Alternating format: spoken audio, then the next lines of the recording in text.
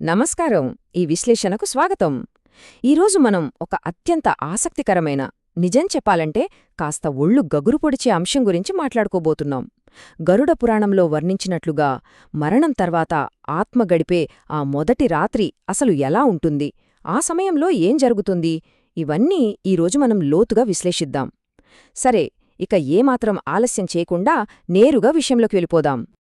ముందుగా మన మూల గ్రంథాలు అడిగే ఒక సూటి ప్రశ్న గురించి ఆలోచిద్దాం.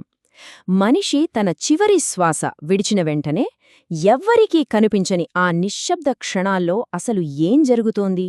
భౌతిక శరీరం నుంచి ఆత్మ వేరుపడిన ఆ మొదటి క్షణాలు ఎలా ఉంటాయి? ఈ ప్రశ్నలకు సమాధానాలు వెదుకుతూ ఉంటే నిజంగా ఆశ్చర్యం వేస్తోంది. గరుడ పురాణం ఈ మొదటి స్థితిని చాలా స్పష్టంగా వివరిస్తుంది. శరీరం నుంచి బయటకు రాగానే ఆత్మను ఒక వింతైన, భరించలేని శూన్యత ఆవహిస్తుంది. ఇన్ని రోజులు అలవాటైన భౌతిక రూపం అకస్మాత్తుగా లేకపోవడంతో అసలు ఏం చేయాలో, ఎలా స్పందించాలో అర్థం కాని ఒక అయోమయ స్థితిలోకి ఆ ఆత్మ వెళ్ళిపోతుంది. అంతా ఒక్కసారిగా ఖాళీగా, వింతగా అనిపిస్తుందట. ఈ స్థితి ఎంత నిస్సహాయంగా ఉంటుందో ఇక్కడ మనం గమనించాలి.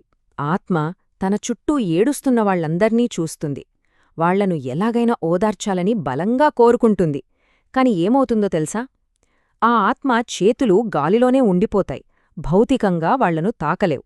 తను మాట్లాడుతున్న ఆ మాటలు ఎవ్వరికీ వినిపించవు. తన కళ్లముందే జరుగుతున్న ఆ బాధాకలమైన దృశ్యాన్ని ఏమీ చేయలేక కేవలం మౌనంగా చూస్తూ ఉండిపోవాల్సిన అత్యంత దీనస్థితి అది. ఆ సమయంలో నేను ఇక్కడే ఉన్నాను, నేనింకా బతికే ఉన్నాను, నన్ను వదిలిపెట్టకండి అని గట్టిగా అరవాలనే ఆత్మ పరితపించిపోతోంది. కాని ఇక్కడ విషాదమేంటంటే భౌతిక ప్రపంచంలో ఉన్న ఎవ్వరూ ఆ ఆత్మ ఆర్తనాదాలను వినలేరు. ఆ మాటలన్నీ ఎవరికీ చేరక ఆ శూన్యంలోనే కలిసిపోతాయి. అయితే ఈ నిస్సహాయస్థితి తరువాత ఆ మొదటి రాత్రిలోని అత్యంత కీలకమైన ఘట్టం మొదలవుతుంది. గరుడ పురాణమేం చెబుతుందంటే ఆ సమయంలో ఆత్మ తన జీవితకాలంలో చేసిన ప్రతి పనిని ఒక సినిమా రీల్లాగా తన కళ్ల ముందు చూసుకుంటుంది. ఎవరికైనా సహాయం చేశామా? ఎవరినైనా బాధపెట్టామా? అబద్ధాలాడామా? ప్రేమను పంచామా? లేదా నమ్మకద్రోహం చేశామా? ఇలా ప్రతి ఒక్క క్షణం, ప్రతి చిన్న పని కళ్లముందు అలా కదులుతూనే ఉంటుంది. ఈ కర్మల సమీక్షకు వెంటనే ఫలితాలు కూడా కనిపిస్తాయి. తన జీవితకాలంలో చేసిన మంచి పనులను చూసుకున్నప్పుడు ఆత్మకు ఎక్కడలేని ప్రశాంతత, ఒక రకమైన ఊరట లభిస్తోంది. అదే సమయంలో తాను చేసిన పాపాలను, చెడు పనులను చూసినప్పుడు మాత్రం ఆ ఆత్మ తీవ్రమైన పశ్చాత్తాపంతో, భయంతో వణికిపోతుంది. కర్మల తక్షణ పరిణామాలు ఎంత బలంగా ఉంటాయో ఇక్కడ మనం అర్థం చేసుకోవచ్చు. ఇలా ఒక పక్క తన కర్మలను సమీక్షించుకుంటున్న సమయంలో కూడా ఆత్మకు ఈ భౌతిక ప్రపంచంతో ఉన్న బంధాలు అంత సులభంగా తెగిపోవని ఈ గ్రంథాలు వివరిస్తున్నాయి. ఆ ఆత్మ తన పాత ఇంటిలోని ప్రతి మూలన, తనకు బాగా తెలిసిన ప్రతి ప్రదేశంలోనూ అలానే తిరుగుతూ ఉంటుంది. ఆ భూలోక బంధాల బరువు ఆత్మను విపరీతంగా కలచివేస్తూనే ఉంటుంది. నిజంగా ఇది చాలా హృదయవిదారకమైన విషయం. ఆత్మ తన ప్రియమైన వారి చుట్టూ తిరుగుతూ, ఇంటిలోని ప్రతి గదిలో వెతుక్కుంటూ, తన పిల్లల తల నిమిరి ప్రేమను పంచాలని ఆరాటపడుతుంది. జీవిత భాగస్వామిని, కన్నవారిని చూస్తూ, వాళ్లను చూసుకోవడానికి తనకు ఇంకొంచెం సమయం దొరికితే ఎంత బాగుండు అని తల్లడిల్లిపోతోంది. కాని కాలమిక తన చేతుల్లో లేదన్న కఠోర వాస్తవం ఆత్మను మరింత కలవరపెడుతోంది. ఇలాంటి ఒక బాధాకరమైన, నిశ్శబ్దమైన వాతావరణం అకస్మాత్తుగా ఒక భయంకరమైన రాకతో ఆగిపోతుంది. ఆత్మ తన తదుపరి తెలియని లోక ప్రయాణంలోకి అడుగుపెట్టడానికి సూచనగా మరణానంతర దూతలు అక్కడికి చేరుకుంటారు. ఇది ఆత్మప్రయాణంలో ఒక అతిపెద్ద మలుపు అని గ్రంథాలు చాలా స్పష్టంగా వర్ణించాయి. ఇక్కడే ఒక స్పష్టమైన, ఆశ్చర్యకరమైన వ్యత్యాసాన్ని మనం చూడొచ్చు.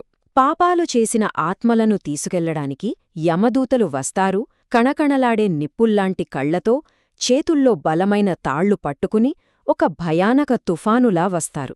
అదే పుణ్యకార్యాలు చేసిన వారి ఆత్మల దగ్గరకైతే అందమైన పూలవర్షం కురిపిస్తూ, అత్యంత ప్రశాంతమైన స్వరంతో ధైర్యం చెబుతూ, ఆ ప్రయాణానికి సాదరంగా స్వాగతం పలుకుతూ దేవదూతలు వస్తారు. ఎంత వ్యత్యాసం కదా! ఇక్కడ మరణానంతర మార్గాలు ఎంత భిన్నంగా ఉంటాయో మనకు సులభంగా అర్థమవుతుంది. ఆత్మ ప్రయాణించే దారి వారి వారి కర్మలను బట్టి మారుతుంది. పాపులకైతే ఆ దారి మంచులా గడ్డకట్టే చలితోనో, దహించివేసే అగ్నితోనో లేదా ముళ్లతోనో నిండిపోయి భయంకరమైన బాధను కలిగిస్తుంది. అదే పుణ్యాత్ములకైతే ఆ మార్గం ప్రశాంతమైన వెలుగుతో, అందమైన పూలతో అలంకరించబడి సంతోషకరమైన స్వాగతాన్ని పలుకుతుంది.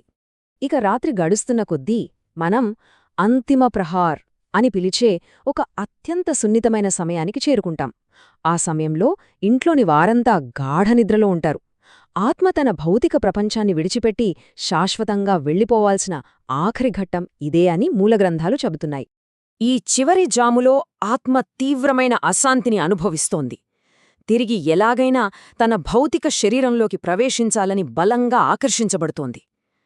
తన వారిని వదిలి వెళ్లలేక పరితపిస్తోంది. కాని విధిరాతను ఎవరూ మార్చలేరు కదా. ఆ కఠినమైన నియమాలు ఆ ఆత్మను చివరకు భౌతిక ప్రపంచం నుండి దూరంగా లాగేస్తాయి. ఆ ప్రయాణం తప్పనిసరైపోతుంది.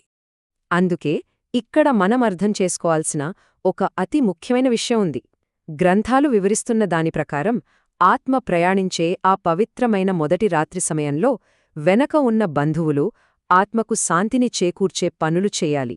ఇంట్లో ఒక దీపం వెలిగించడం, ప్రశాంతంగా శాంతి మంత్రాలు పఠించడం, అలాగే శ్రీ మహావిష్ణువు నామాన్ని స్మరించడం ద్వారా ఆ ఆత్మకు ఆ కష్టతరమైన ప్రయాణంలో అవసరమైన శక్తిని, ప్రశాంతతను మనం అందించవచ్చు. గ్రంథాల్లో పేర్కొన్న విధంగా పశ్చాత్తాపంతో ఉన్న ఆత్మ తదుపరి 11 రోజులపాటు పదే పదే భగవంతుణ్ణి స్మరిస్తూనే ఉంటుంది. తన కష్టతరమైన మార్గాన్ని శ్రీ మహావిష్ణువు తన కరుణతో ప్రకాశవంతం చేస్తాడన్న ఆశతో ఆత్మ అలా ప్రార్థనలు చేస్తూనే ఉంటుంది. ఆ 11 రోజులు ఆత్మప్రయాణంలో అంత కీలకమైనవి అన్నమాట. ఇదంతా విన్న తర్వాత గరుడ పురాణం చెప్పే ప్రధాన తత్వం మనకు చాలా స్పష్టంగా అర్థమవుతుంది. భౌతిక శరీరం అనేది కేవలం తాత్కాలికం, అది నశించిపోయేది. కాని లోపల ఉన్న ఆత్మ శాశ్వతం. అంటే మరణమనేది ఒక ముగింపు కాదు, అది కేవలం ఒక కొత్త, అనంతమైన ప్రయాణానికి ఆరంభం మాత్రమే. ఇక ఈ విశ్లేషణను ముగించే ముందు మనమొక లోతైన ప్రశ్నను మననం చేసుకోవాలి.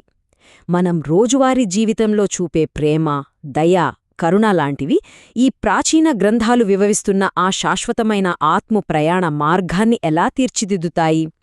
ఖచ్చితంగా ఆలోచించండి, ఎందుకంటే మనం చేసే ప్రతి చిన్న కర్మ ఆ ఆఖరి ప్రయాణంలో లెక్కించబడుతుంది. మన కర్మలే మన తదుపరి మార్గాన్ని నిర్దేశిస్తాయి. సరే, ఈ రోజుటి విశ్లేషణ మీకు కొత్త విషయాలను తెలిపిందని ఆశిస్తున్నాను. మళ్ళీ ఇంకో ఆసక్తికరమైన అంశంతో కలుద్దాం.